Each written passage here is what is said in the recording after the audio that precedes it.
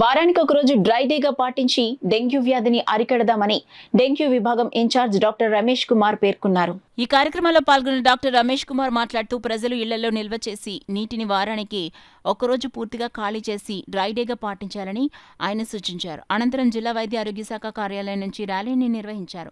ఈ కార్యక్రమంలో వైద్య ఆరోగ్య శాఖ అధికారులు, సిబ్బంది తదితరులు పాల్గొన్నారు. సందర్భంగా కాకినాడ జిల్లాలో అన్ని పిహెచ్సిల్లోనూ అన్ని హెల్త్ వెల్నెస్ సెంటర్లో ఆరోగ్య కార్యకర్తలతో అవగాహన కల్పిస్తున్నాము. ముఖ్యంగా ఏంటంటే ప్రతి శుక్రవారం కూడా డ్రై డే ఫ్రైడే చేస్తున్నాము ఇంప్లిమెంటేషన్.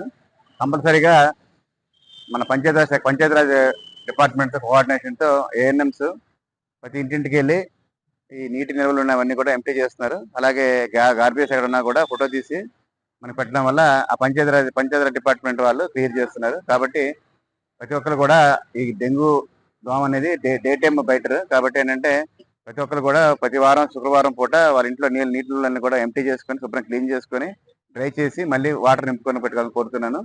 ఈ అవగాహన కార్యక్రమం ఈ రోజు జిల్లా వ్యాప్తంగా ప్రతి పిహెచ్సిలోనే జరుగుతుంది.